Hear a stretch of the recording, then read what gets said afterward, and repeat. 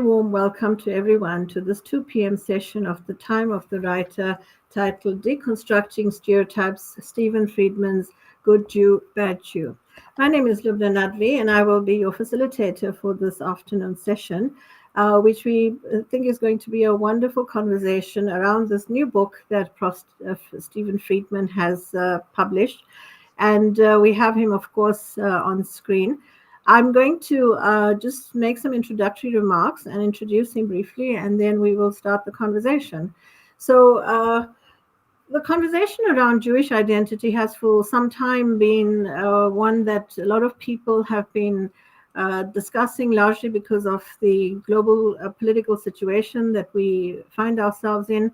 And of course, looking at how Jewish people are responding to many of these global events, it's of course of interest to all of us. And so this book comes at a very important time in terms of what is happening globally, and helps us to unpack some of the things related to Jewish identity.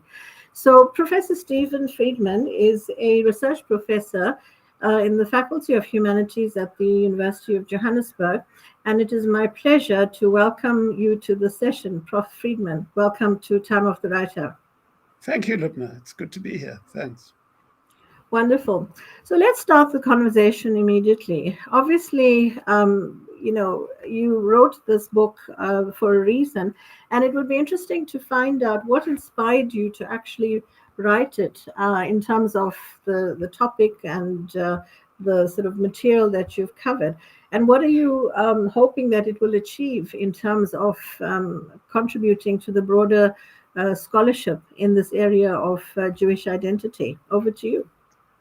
Thanks. Well, there are actually, there are two aspects to this. I mean, the one is purely the Jewish identity issue, and what motivated me to write it is that I follow events in Palestine closely, and partly because I'm Jewish, because obviously that gives me, if you like, a sort of negative stake in what is transpiring in Palestine. And I became increasingly aware of something rather odd, which was the tendency for people who were opposed to the racism of the Israeli state to be increasingly demonized, not as they had been in previous generations as people who were deviant in some sort of way, but as themselves racist. So in other words, people who criticized the racism of the Israeli state would be told that they were anti-Jewish racists, anti-Semites. And what made this even curiouser was the fact that many of these people are Jewish. It's been estimated that in the British Labour Party, for example, you're more likely, I think 8 to 20 times more likely to be thrown out of the British Labour Party for anti-Semitism if you're Jewish than if you're not Jewish. So I wanted to explain that. And I also wanted to explain the rather peculiar phenomenon also that political figures who really were anti-Semitic, who really did harbor anti-Jewish hatred, also seem to be very firm friends of the Israeli state. Donald Trump, Jair Bolsonaro, Viktor Orban, the sort of right in Europe and America. And the book was an attempt to deal with that, to try to explain that. But while looking at this, I became increasingly aware that I wasn't just dealing with issues which affected Jewish identity, because what is happening, this distortion of Jewish identity, is part of a bigger trend in which people who are anti-racist are increasingly targeted as racists. It began in the US in the 1970s when white men would go to court and say that they'd been deprived of medical places because they weren't black, and therefore they were the victims of racism. And of course, today we have these cases of people who are accused of racism in South Africa when they speak out against racism. So really, this seemed to be part of a much broader trend in which instead of simply the old racist language, black people are inferior, Jews are inferior, Muslims are inferior, we now had this rather bizarre attempt to paint anti-racist as racist. And that's essentially what the book is about. What I'm trying to achieve, well, I'm trying to achieve two things. I mean, the major thing that I'm trying to achieve is to challenge people to think about Jewish identity differently, because I think both Jews and many non-Jews tend to think of Zionism, which created the Israeli state, as, if you like, the highest form of Jewishness. People who are Zionists are proud of their Jewishness. They value who they are. They found their identity. And of course, the book argues precisely the opposite. The book argues that it's in fact the Zionists who've turned their back on Jewish identity in their quest to become white Europeans. So I'm hoping to encourage and strengthen what is already, I believe, a growing debate within the Jewish community around the world. But also, once again, in South African debates and debates about where we are around the world, to draw attention to this stigmatization of anti-racism as racist, which I think has become dominant in much of Western Europe and North America, as well as in certain sections of South African society. Okay, thank you very much for that insight. So the title of the book, and I'll just put it up here on the screen, is really very interesting, and you could say even somewhat provocative. And the full title reads, Good Jew, Bad Jew, Racism, Anti-Semitism, and the Assault on Meaning. So, I'm really curious to know what made you choose the title of the book. In the book, for example, you make mention of Mahmoud Mamdani and, his work on good Muslim, bad Muslim. And, what are the connections? How are you inspired by, his discourse and his work in terms of choosing this particular title? Yeah, well, it was directly inspired by Mamdani's book. And one of the common themes between Mamdani's book and my book is the role of the West, is the role of, if you like, Westernness in creating or strengthening certain identities or distorting them. And of course, for those who are not familiar with Mamdani's book, in a very brief nutshell, what he tries to show is that the armed Muslim fundamentalism, which all of these things in inverted commas, which causes such panic in the United States and Western Europe, was actively encouraged by the West and armed by the West, because the West was fighting the Soviets in Afghanistan. And Mamdani shows in the book the way in which the Americans in particular obviously didn't create that particular interpretation of Islam, but certainly strengthened it and armed it.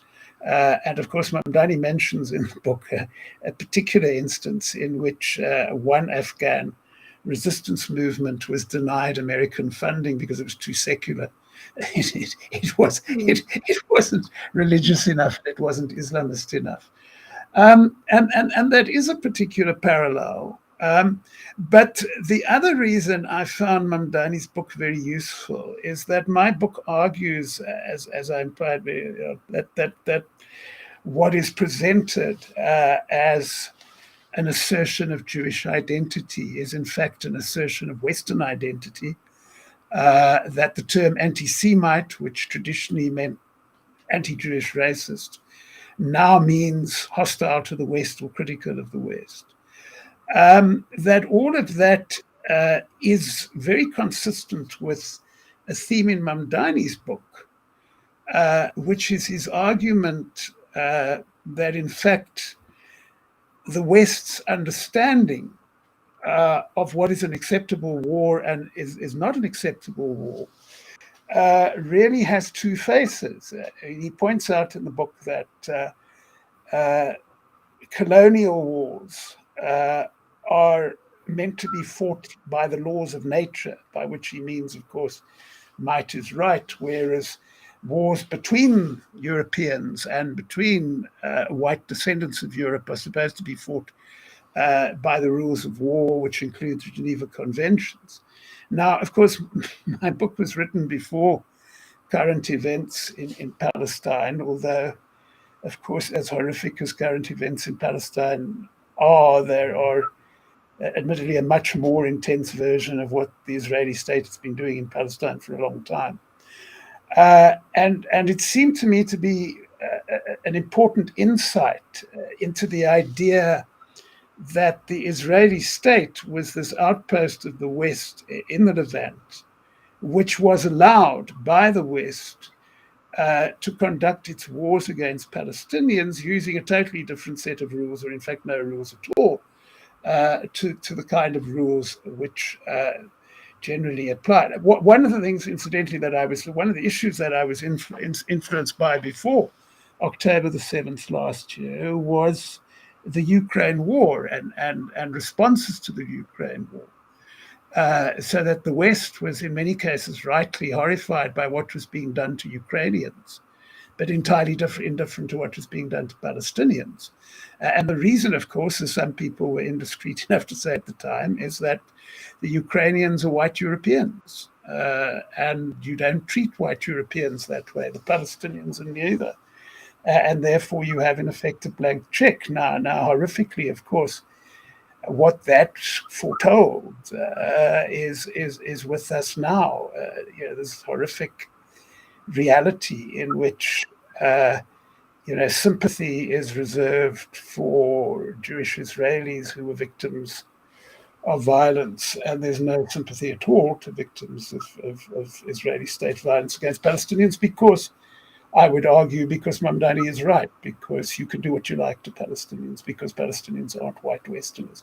So I think there are very strong, I do point out in my book that at first glance, Mamdani is dealing with a slightly different set of issues, but I think that what he's dealing with is very consistent with what I'm trying to say in my book. Okay, thank you for that. As we go on with the conversation, I'd love to get your view of what would be a good Jew and what would be a bad Jew, but of course we'll unpack that as we go along. Just to our audience, you're welcome to comment on the chat box to both our Facebook and YouTube audiences. If you'd like to ask any questions, please feel free to type those questions into the chat box, and we will then, engage with them and get to answer them. So, continuing with our conversation, the book starts off with looking at the issue of race, and you speak about race and race bias. And could you tell us a bit more what you mean by race bias?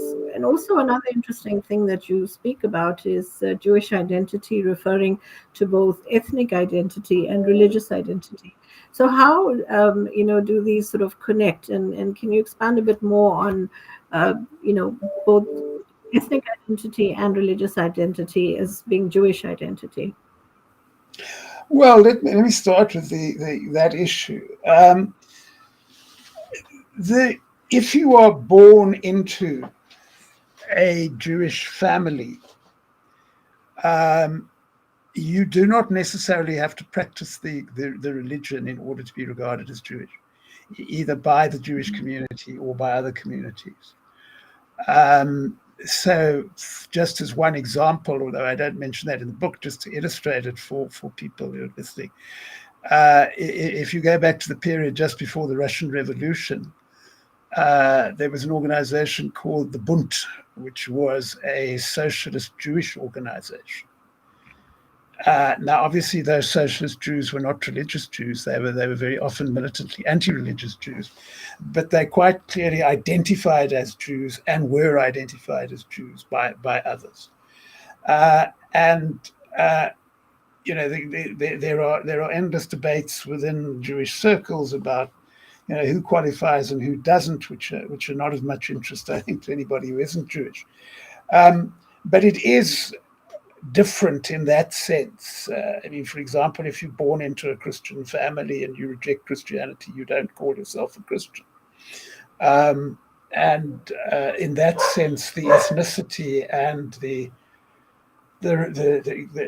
religion are both elements of an identity. Of course, you can, if you wish, convert to the Jewish religion, in which case, you embrace it religiously, even though you were not born as ethnic Jewish. And this is interesting because the original anti-Semites, and anti-Semite is not a very good word because Jews are not the only Semites, but also because, ironically, anti-Semite was invented by some very brilliant racists. Avi Shleim, who's a professor at Oxford, argues that we should rather use the term anti-Jewish racism, and I think he's got a point. I just used anti-Semitism because I wanted people to understand what I was talking about. And the original anti-Semites tried to turn Jews into a race, which was not a good thing to be, because as far as they were concerned, whites were superior and everybody else was inferior. And in their view, Jews were not white. But this tension between religious identification and ethnic identification has also always been a part of Jewishness. And I do make the point in the book that it's not a unique example, although it's an unusual example. I would argue that Sikhs in India are pretty much in the same position. I mean, you don't cease to be a Sikh if you don't practice the religion. So that where that became important, the fact that Jews are an ethnic group, is that traditionally in the European Christian world, the stated basis for anti-Jewish racism was religious. Jews followed the wrong religion. All of that changed with the Enlightenment, in which you were supposed, at least in theory, to be an equal citizen, whatever your religion. And it was at that stage that the so-called scientific racism developed, the anti-Semitism developed from people, particularly mainly in Germany, although there was a French guy who was part of this, who said, we're not interested in the religious stuff, but Jews are a race and an ethnic group, and they're a dangerous ethnic group. There's a kind of parallel, I do mention that in the book. I think that very often in the Western, the mainstream Western imagination, Muslimness, if I can put it that way, and Arabness get totally lumped together in ways which are entirely inappropriate. I mean, if you're an Arab Christian, for example, the West assumes you're Muslim unless you spend a great deal of time convincing them that you're not, if you're so inclined. And that leads to a whole lot of ugly prejudices, which we're all familiar with. So, in effect, and perhaps that's where I bring all the strings together, there are very strong parallels between what Jews had to contend with up until the Nazi genocide and what Muslims have to contend with now. I mean, there's the same tendency in many cases to conflate race and ethnicity together, of course, with the same stereotypes, threat to the West, threat to our way of life, etc.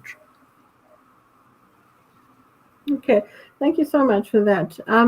I'm curious to know, just from what you've said now, is it possible to be, for example, a cultural a person who's just a Jewish culturally, doesn't practice the religion, but maybe does some of the rituals and so on? Is that something that Oh, absolutely. is prevalent within the Jewish community? You don't have to do any of the rituals at all.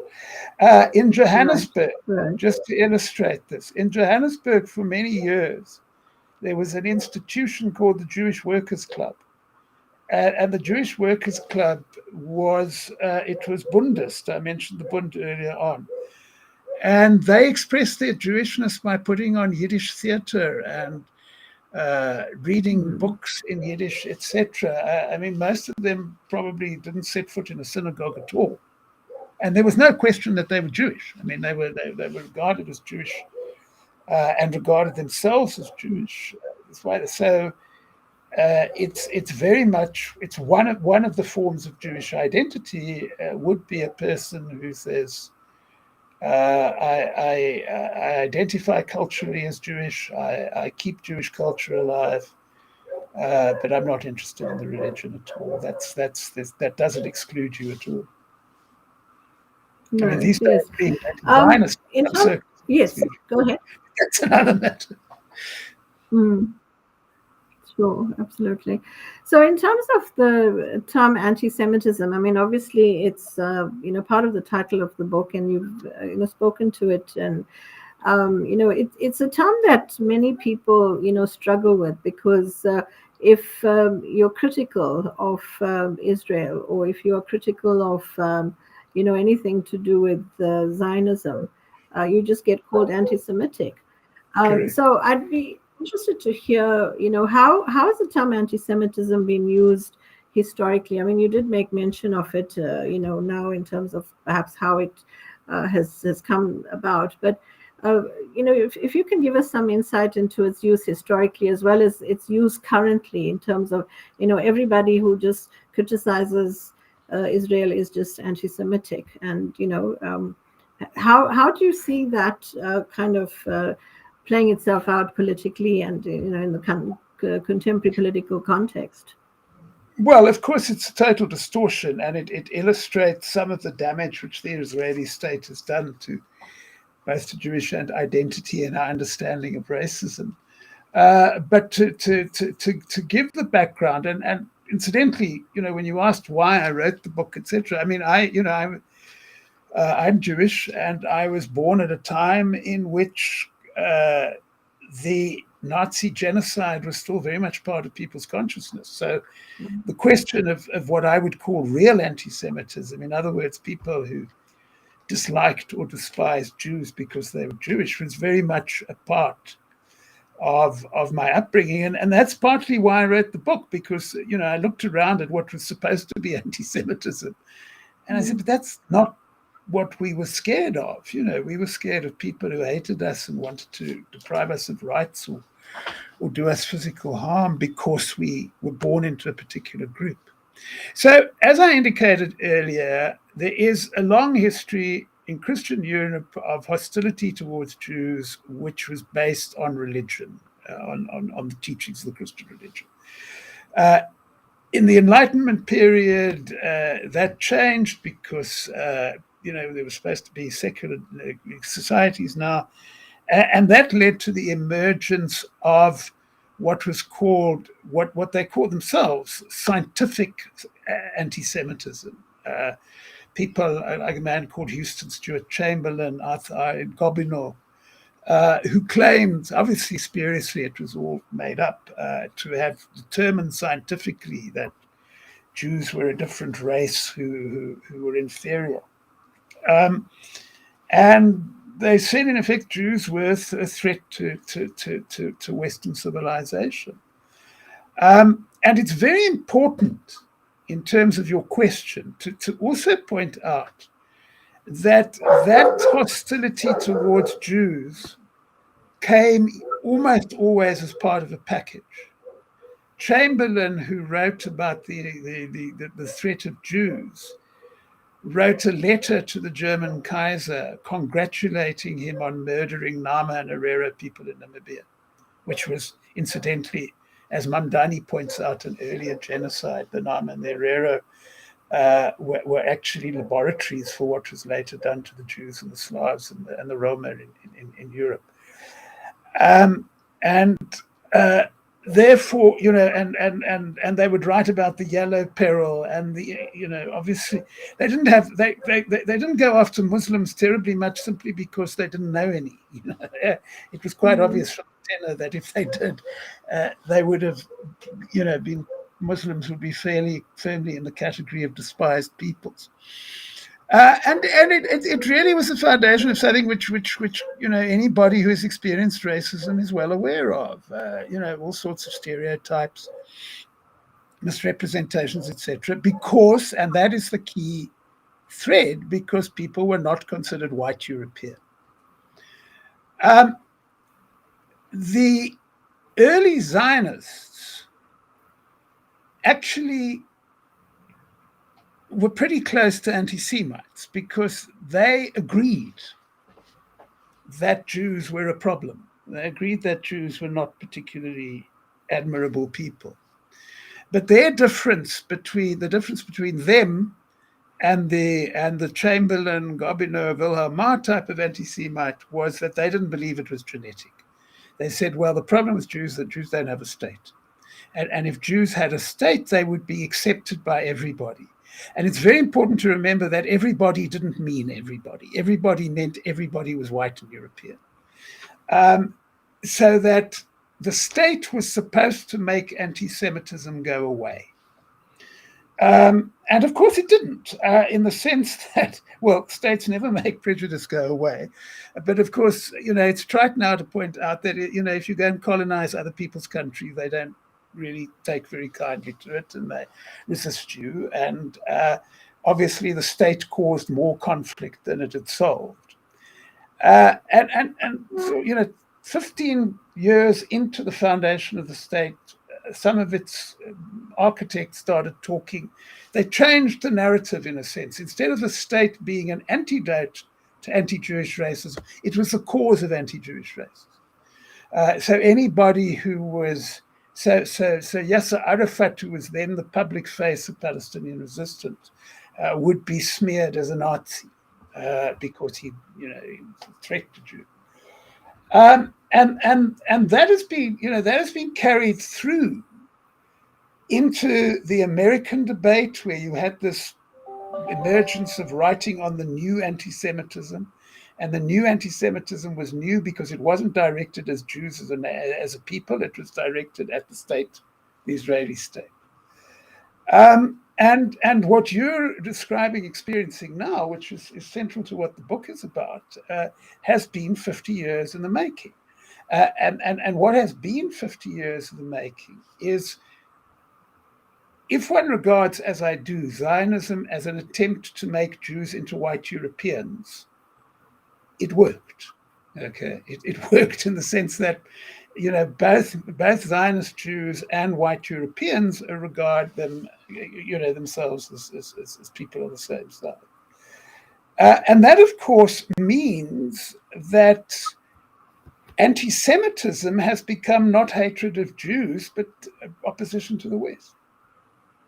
And that explains the other riddle that I said earlier had inspired me to write the book, which is, why do Trump and Orban and Bolsonaro, all of whom are anti-Semites, why do they love the Israeli state? Well, besides the fact that they very much admire ethnic national states, which can get away with it, they also understand that these are fellow European white supremacists.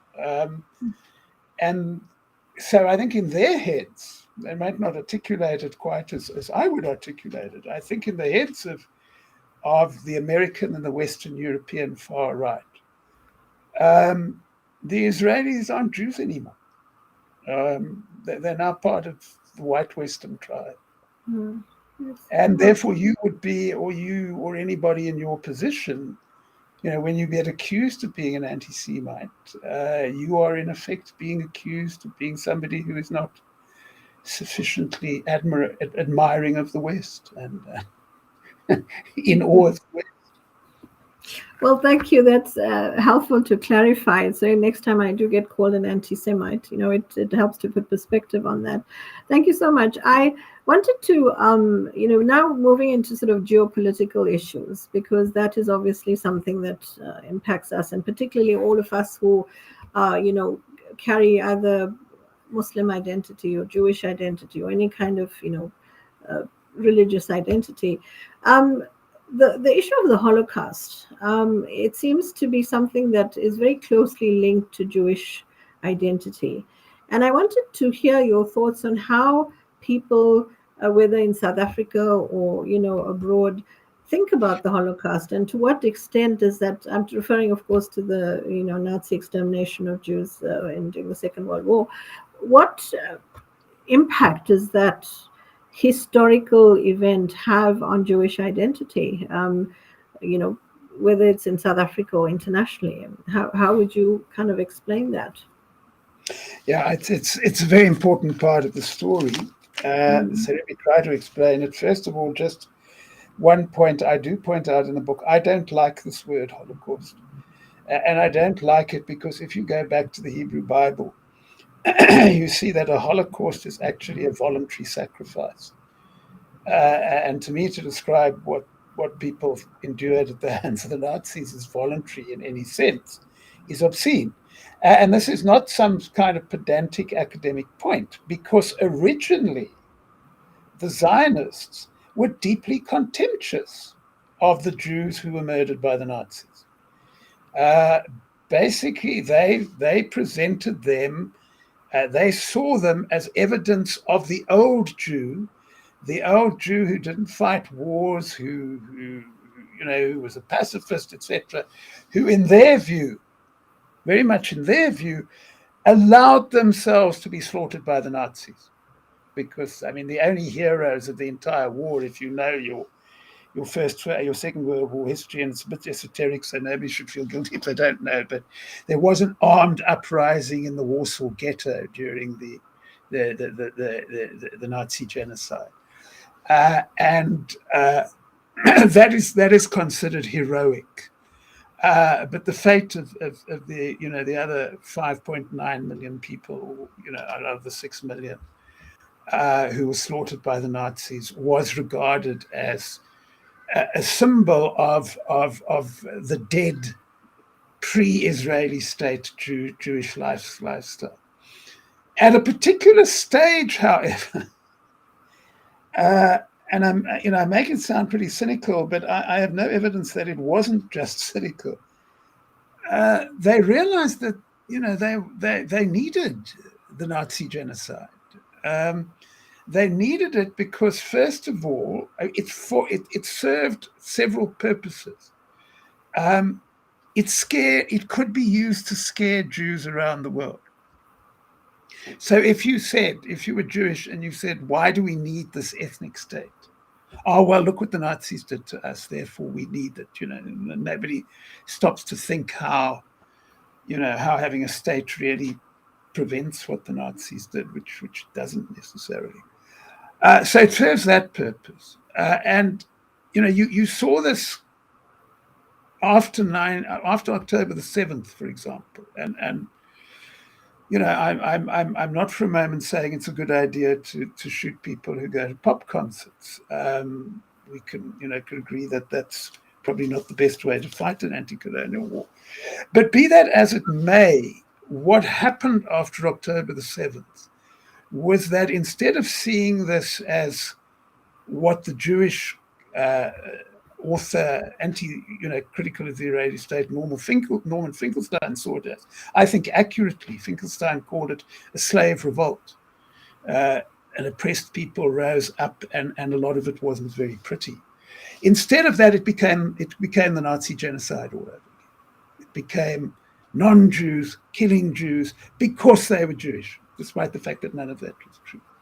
So that's the scaring Jews aspect. And of course, it also became a bargaining chip with non-Jews, because you could say, you don't like our state, you criticize our state, you want us to be murdered like the Nazis murdered. And central to this was this attempt to, in a sense, to present Zionism and an ethnic state in Palestine as the cure for Nazism in that sense. Now, of course, it's had a very interesting symbolic impact now, because what we see is that a place called Yad Vashem, which was a memorial built by the Israeli state to the victims of the Nazis, has become a sort of right-wing shrine. So, when all the right-wingers go to visit the Israeli state, they stop off at Yad Vashem and, sorry to be blunt, and pretend to grieve. This includes Bolsonaro, who said that Jews in the concentration camps died of hunger and thirst. They weren't sent to gas chambers. So they hide their anti-Semitism because it has become a convenient mobilizing tool for the Israeli state in all sorts of absurd ways. Just to give you one example of how absurd this is, and yet it gets allowed. When Oslo happened, which most of us would see as an unnecessary capitulation by a particular Palestinian leadership, the post-sections of the Zionist movement started talking about Auschwitz borders. I mean, for heaven's sake, you draw a green line, and that's an Auschwitz border, because somehow, if you don't get all the land you want, then you are being interned in a Nazi concentration camp. So it's become, in my view, a quite cynical tool which gets trotted out, and of course it can be used to prick the conscience of white Europeans if they're going off the reservation. And gosh, it works in Germany, because you can persuade the entire German elite to express all their anti-Muslim racism as a sort of act of penance for the Nazis. It's interesting you mentioned Germany, because Germany has been in the news quite a bit for all of the kind of legislation and all the efforts that it's making to try and censor any criticism of the state of Israel. And so do you think that German society is going to continue to do that, whereas in some other European countries you would not find that extent of censoring of people who, particularly in the UK, for example, you've seen people come out on the streets in the hundreds of thousands, and of course perhaps the UK government is not happy with that, but the kind of censoring you're seeing in Germany, that's not as obvious in other European countries. How do you locate Germany in this entire sort of scenario of censorship of what Israel is doing currently in Gaza? Look, there's no doubt that what Germany is doing at the moment is in many senses more extreme than what the US is doing, and that's saying something. The US is passing these resolutions which say, well, if you boycott the Israeli state, we won't do business with you, etc., which is anti-democratic, but it doesn't threaten anybody's liberty. In Germany, people lose jobs, they lose livelihoods. Just anecdotally, I've given 2 talks on the book to European audiences, and both times the actual location was Germany.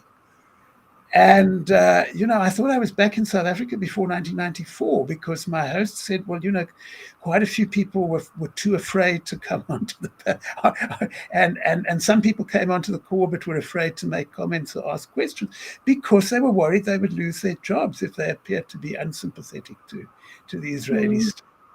Now, is it going to change? I think it is going to change. It's not going to change quickly, but I think it is going to change, because I believe that the events of October the 7th have been a significant watershed. And I think we're seeing that in those marches you mentioned in the UK, and not only in those marches. I'm even more interested in the fact that, you're having people resign as poetry editor of the New York Times because of their support for the Israeli state. You're having, of course, the other day, a Jewish film director devoting a speech at the Oscars to denouncing the genocide in Gaza. And I think that'll happen in Germany too. I think for South Africans, what is happening now is very much to me like the period after Sharpeville in South Africa, because after the Sharpeville killings in 1960, governments didn't shift an inch. The British British Europeans were totally different to what. But citizens started shifting dramatically, and I think that's what's going to happen now. Of course, in terms of the themes of my book, the interesting question is, why are the Germans doing this? And of course, the straightforward answer is that it's guilt because of the Nazi genocide. Well, if it is guilt because of the Nazi genocide, of course, that's a deeply colonial guilt, in the sense that you expect, I mean, grotesquely, you expect Palestinians, Palestinian children must die and be maimed because you murdered Jews. It's an extreme colonial bias. But I'm not even convinced of that. I mean, I think that may be part of the story. I tend to go with the arguments that, they've just found a new vehicle for an old prejudice, quite frankly. And interestingly, just as a nuance on that, yes, they are appalling towards Muslims, and they're particularly appalling towards people who they see as politically active Muslims. But they're just as appalling to anti-Zionist Jews. The one anti-Zionist Jew made the obvious point, that to be lectured to, by the grandparents of the Nazis on how I must respond to racism in Palestine is grotesque. What gives Germans the right to tell Jews how they must respond to the Israeli state? So I just think it's a pretty extreme version of Westernness in a society which, for a variety of reasons, has always, I think, been. I mean, there have been ugly racial biases. There are ugly racial biases in Europe, but somehow those in Germany tend to be uglier than in other places. And I think that's another example of this. So in terms of the themes of my book, they have bought into Europeanness as the defining feature in Palestine in a way which is eroding their own democracy. I mean, they're banning protest, banning free speech. They're destroying German democracy in their desire to be Western. Absolutely. So you've mentioned the state of Israel, and in the book you do mention it quite a bit. And of course, we know that there was a Jewish identity before the state of Israel, and of course, Jewish identity after the creation of the state of Israel. So how do you think the Jewish identity has been shaped and impacted on since the creation of Israel? I mean, obviously we've observed how many people link their kind of Jewishness to the existence of Israel. Many people make Aliyah, or what they call return to Israel. We know how the Israeli government has used this concept of Aliyah to say to Jewish people all around the world, come and settle in Israel, and we'll give you money and so on. So how has the creation of the state of Israel really impacted on Jewish identity? Obviously, for those Israelis that live there, or those Jewish people that live there, and of course for Jews around the world.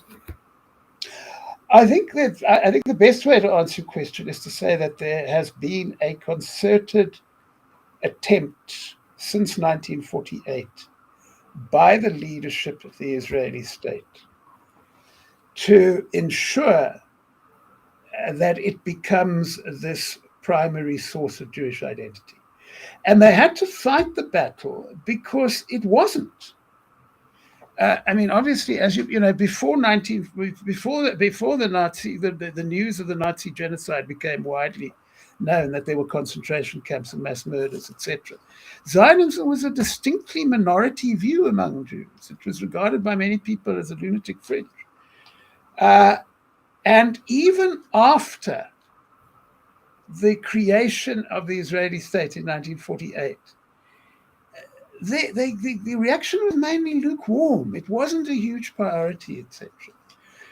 And then what they managed, for a variety of reasons, the big breakthrough for the Israeli state was 1967 and the so-called Six-Day War, etc. And that they managed to present falsely, because, of course, we now know from the historical documents that the Israeli state worked very hard to make that war happen. But at the time, they managed to reassemble all the old all the old Nazi sort of themes, here with.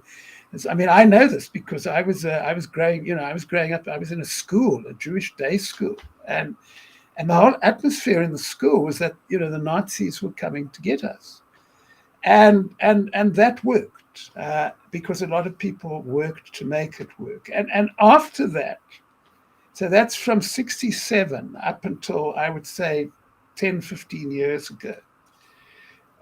You had pretty much a consensus that Zionism was an expression of Jewish identity. The only people who differed from that consensus was a relatively small group of secular intellectuals and a couple of religious sects which rejected Zionism for various religious reasons. And that's now, even before October the 7th, that has started to fray. And that is why what is described in my book is happening, because you don't need to police borders if people are not walking off the reservation. And increasingly, opinion polls are showing in the US, which is the heart of the Zionist consensus, that people were walking off the reservation before October the 7th. I mean, now, since October the 7th, the fissures have become much more clear and much sharper. So that consensus has been broken now, which doesn't mean the majority of Jews have overnight been converted to anti-Zionism. Zionists are still no doubt in the majority, but that is changing. And I just as an example of how it's changing, I mean, I was struck. A local publication asked me to respond to, I thought, a rather offensive article in Time magazine by a Harvard professor defending the Israeli state. But the point of the story was that the same Harvard professor writes an article in the Washington Post in which he accepts as a given that anti-Zionism is going to become a major strain in American Jewish life, and he discusses what to be done about it. So that's an indication of what has shifted in the last few years. But before then, of course, as I say, they've always been anti-Zionist Jews, but they were so marginalized that you would be thrown out of most aspects of organized Jewish life. I mean, just as one indication of how that worked, there's an anti-Zionist congregation in Chicago, an anti-Jewish religious congregation not of traditional Jews, of modern sort of progressive Jews.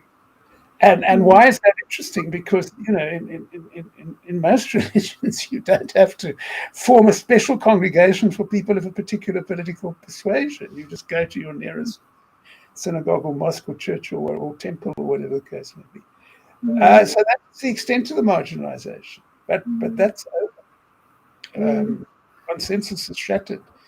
And that doesn't mean that anti-Zionist Jews, as I said earlier, are going to be the majority in the next 5 years.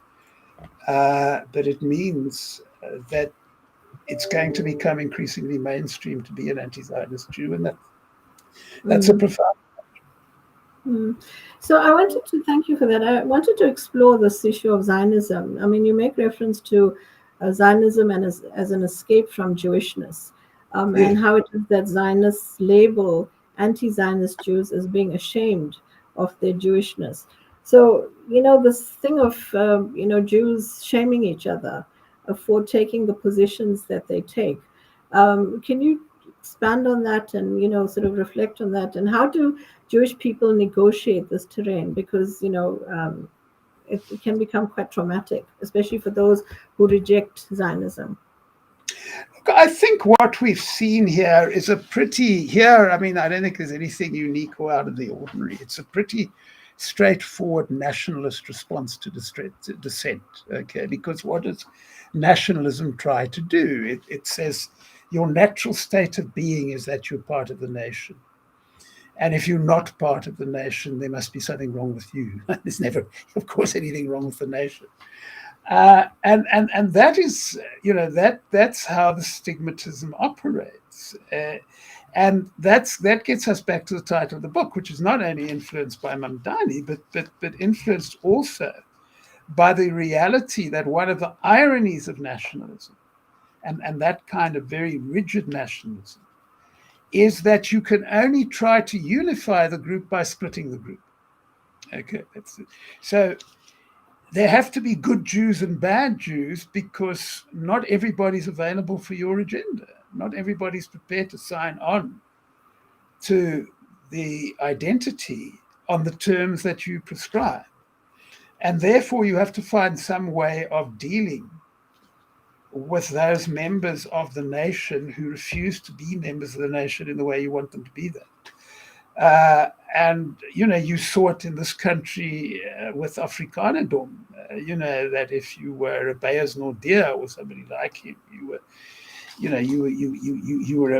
a bad Afrikaner because you didn't want to sign on to the racist project. One of the chapters in my book draws parallels between Zionism and Hindutva in India. And of course, the parallels have become so stark that Hindus in India who are critical of the ruling group and of Modi are smeared as self-hating Hindus. They're not real Hindus because they don't sign on to this idea of an anti-Muslim Hindu nation. And that has been very much part of the stigmatization. And that is why, which was an influence on, which I try to build on in my book, is why some years ago, a very small group of Jewish intellectuals started to challenge this and started to say precisely what I'm saying in the book, which is, why are you the real Jews? Okay, what we're into is what Jews have been for 2,500 years. You invented this thing, at most 100 years ago, and you want to pass it off as a genuine article. And I think that's crucial to what is going to be a very important task over the next few years for those of us who are Jewish and who are concerned about these issues, which is to challenge this myth that the Zionists are the real Jews, that they somehow, that their 100 years is somehow more authentic than anybody else's 2,500 years. No, absolutely. So you conclude the book by referring to this concept of the new anti-Semitism. So I'm intrigued to kind of hear more from you about what exactly you mean by the new anti-Semitism in a more contemporary context. Well, the new anti-Semitism, I mentioned it in passing earlier on. It's this strain of writing which started appearing in the US in the 1970s and on further inquiry turned out to have been, the product of discussions in the Israeli presidency. And essentially what the new anti-Semitism says is that anti-Semitism used to be a main, almost exclusively right-wing prejudice against Jews and other non-Westerners. Anti-Semitism, they say, is not that anymore. What anti-Semitism is now is hostility to or opposition to or criticism of the Jewish state, which of course is the Israeli state. So that, when you find some of the examples that these new anti-Semitism writers give of the new anti-Semitism, they are literally laughable. Opposition to nuclear power is anti-Semitic because it strengthens the bargaining power of quote-unquote Arab oil states. In one bizarre instance, opposition to the Electoral College in the United States is anti-Semitic because it means Jews won't use their power in swing states. That sort of reasoning. My favorite one, a woman called Phyllis Chesler, who's a sort of Trojan in this kind of writing, who said that anti-Semites demonize war and glorify peace. If you're an Israeli general, that's quite a serious problem. But if you're a human being, it's not. And there's a British Jewish intellectual scholar called Anthony Lerman, who has just written a book which has some similarities, but is very different in a lot of ways. And he makes the obvious point that he calls this the myth of the collective Jew. So what Lerman is saying is, well, Jews are no longer people of a particular ethnic group. They become the Israeli state. The Israeli state is now the Jew. And of course, he says this is absolute nonsense. A state is not a person. A state is not a group of people. You've totally reified the state. You've totally, turned it into the only authentic expression of an ethnic identity or a religious identity. And that's what the anti-Semitism is all about. And of course, it is then, and this is crucial to the story, it is then taken on and weaponized by the West. Because what happens is that the Western states form this organization called the International Holocaust Remembrance Alliance, which is ostensibly supposed to be teaching people about the Nazi genocide, but then adopts this definition of anti-Semitism, which is in a sense opposition to the Israeli state.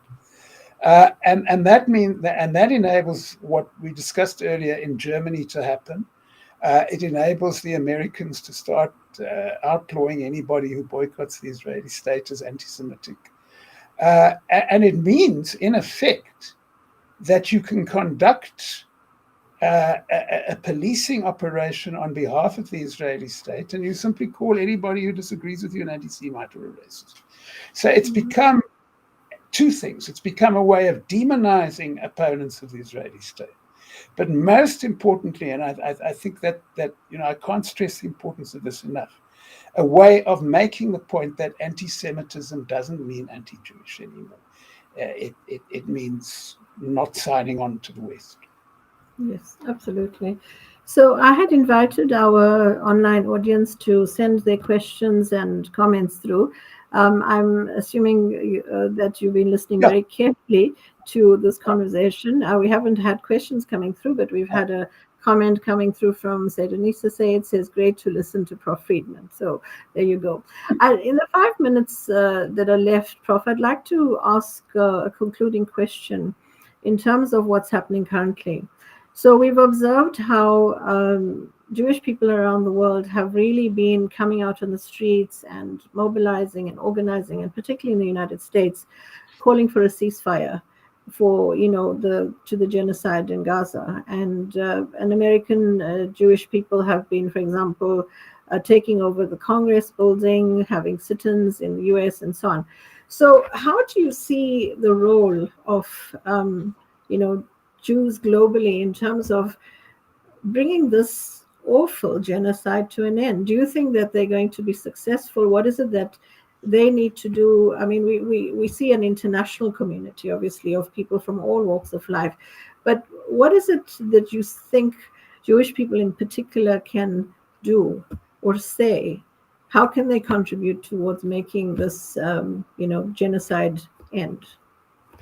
I think the Jewish role is crucial. I think that there has been a significant shift. I think that'll grow. The tragedy, you ask about stopping the genocide. The tragedy is that these things political processes just don't happen quickly enough, and so that I think that what I'm describing is going to develop over a period of years. And I think it has some impact on, I think that Biden has had to constrain some of the things he says and does because of this. But I think that during this period, it's going to be a crucial part of the mix, because there are 2 points to be made, I think, crucially about Palestine. Okay, I think there are huge moral similarities between Palestine and apartheid South Africa, and we've gone, most people have gone through. But there's a huge strategic difference between the two, which has also been remarked many times. And that is that while white South Africans depended on the labor of black South Africans, the Jewish Israelis don't depend, the Israeli state's economy doesn't depend on Palestinian labor. And this has a profound effect. And I think that in a nutshell, one of the effects it has is that the battleground to determine the future and hopefully the freedom of Palestinians is going to be far more international than the South African one was, although the South African one wasn't. Because if you don't have that labor bargaining chip, there are options of resistance which are closed off to you.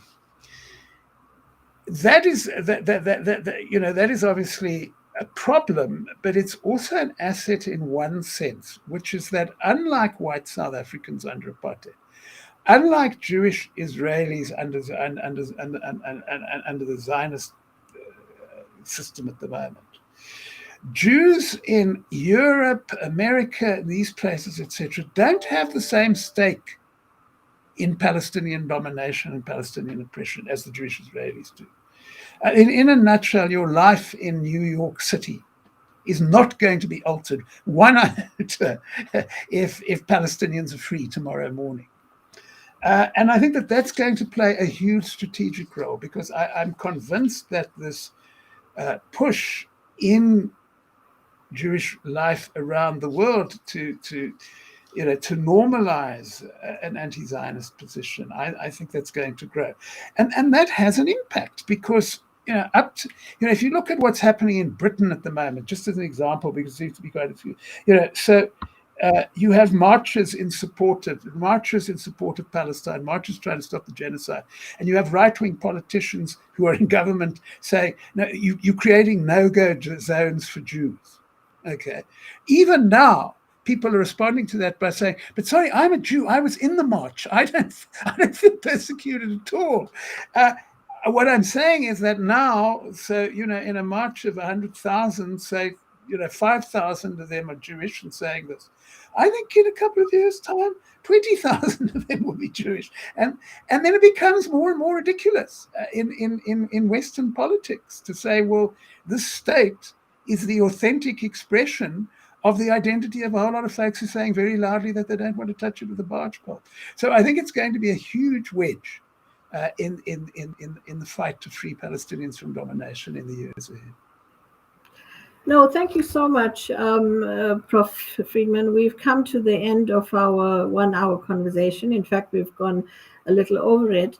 And that just goes to show how, fascinating this book is, and the sort of comments that, have now started coming in, because, people are really engaged. Unfortunately, I can't really go into them because of time.